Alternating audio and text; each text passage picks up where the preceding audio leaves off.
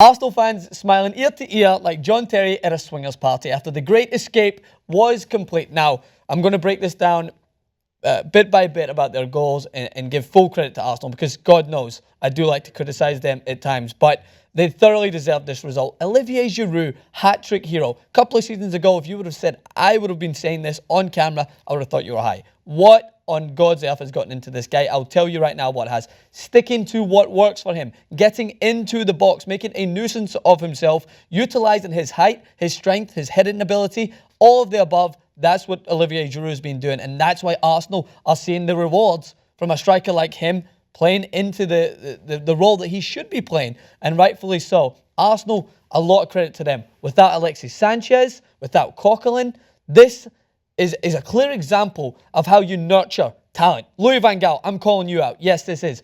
Joe Campbell comes off the back of a World Cup, a great World Cup, 2014. People are telling Arsene Wenger, throw him in there. He deserves to play. He tests him out in a couple of games. He doesn't exactly hit the heights that he should be hitting. This is a guy that's been sent out on loan for Arsenal.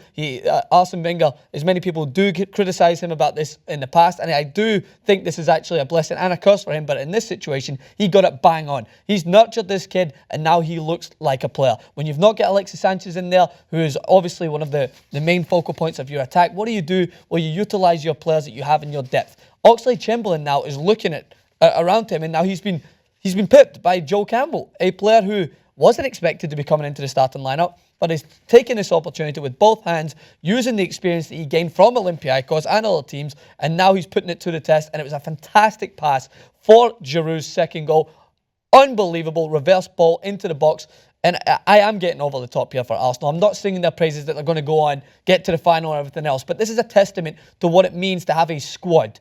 Not just a starting 11 where you throw 250 million at these players that you think are just going to turn things around and base your philosophy on that bullshit. No, this is building a full squad around this. And Arsene Wenger, he's been the brunt of many of my jokes and a lot of criticism. And I have to put my hand up and say this was a correct decision to nurture players like this. He's one of the best players at doing so. He has somewhat of a farming system at Arsenal. When it pays off, you have to give the guy a pat in the back because it worked this time. Joe Campbell coming in played very well. But that's not the only person. There's tons of stand-up performances for me. I can't believe I'm going to be saying this, but Mertesacker was phenomenal at the back. Koscielny was great as well. Petr Cech pulling off some good saves.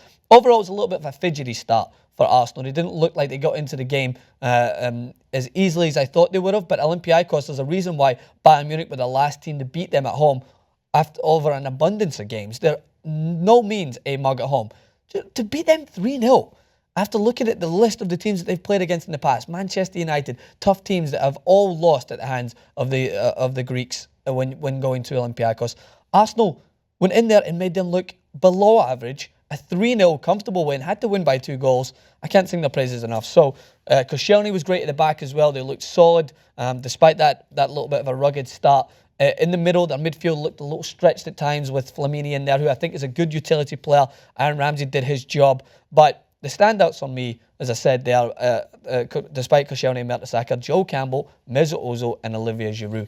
Fantastic for me. Walcott was good with those runs in behind. I think once he's finishing, has always been a little lackluster for me, but he does create that space. His runs are very hard to mark because he's so fast. But Ozil as well looks like the player that we've seen at Real Madrid in the beginning stages of his emergence to be one of the best players in the world.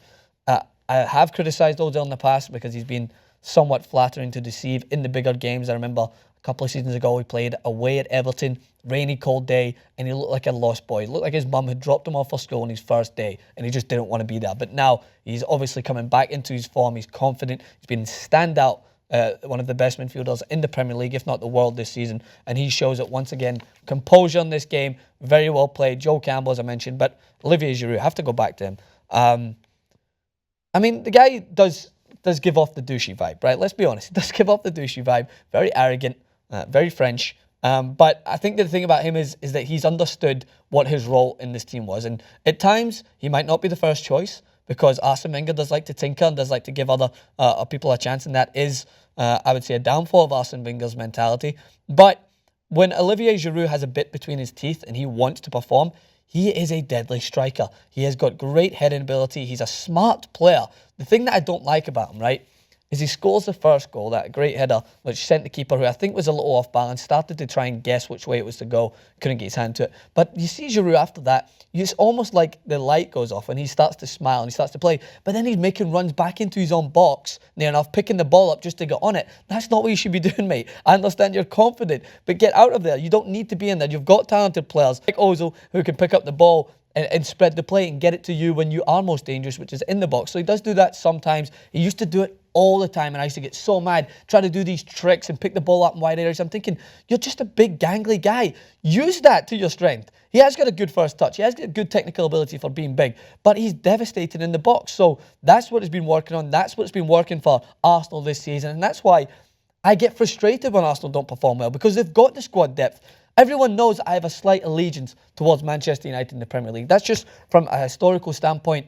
I love watching Roy Keane, love watching them in the past, and I do have an allegiance towards them. Doesn't mean I dislike any other team, well, maybe a little bit Chelsea, but I'll go on to them in a bit. I can always pay homage to a team that perform well, and Arsenal, for me, have got all the necessities to be one of the best teams in Europe. Yes, I say that boldly. Some of the decisions that Wenger makes are not for me. Some of the signings that he makes are not for me. But when they get it right, I will absolutely put my hand up and say this is what it should be. This is what they should be doing. Same thing why it's frustrating, and I heap the criticism on when they draw 1-1 with West Brom or Norwich or struggle with those teams, because with that team, the way they play football, how well they attack, they should be beating these teams. And to win against Olympiacos, I think this is a game that historically Arsenal would have struggled with, and I think they went out efficient. I would say their performance was an industrial performance. They looked like they knew what was going to work in that game, and I give full credit to them. So there you go. That is me firmly lotioned up Arsenal and giving them a good massage all over every area. The defence covered that, gave it a massage in the back, gave Arsene Wenger a little massage. Don't take it sexually. I know you probably will, but who cares? But there's all the thoughts I think about Arsenal's performance. On the next clip, we're talking about Chelsea. It will be another love fest. I have to congratulate them. And I do like to see the Premier League teams advance. I have to say that. I was hurt by Manchester United yesterday because it was just, it's sore. It's sore that Louis van Gaal gets still doesn't get as much criticism as he should. But this is why you're coming to this channel. This is why you're coming to see my thoughts, because I'm going to be honest. I'm not going to use any sort of allegiance towards these teams to sway my perspective. I'm going to tell it as it is. And that is how it had to be told. Great job from Arsenal today. Looking forward to round of 16. We'll give you a full roundup in the next clip. Make sure to subscribe to TYT Sports. Hit me up on Twitter at Francis_Maxwell, at Francis Maxwell, TYT on Instagram. Come back and subscribe, guys.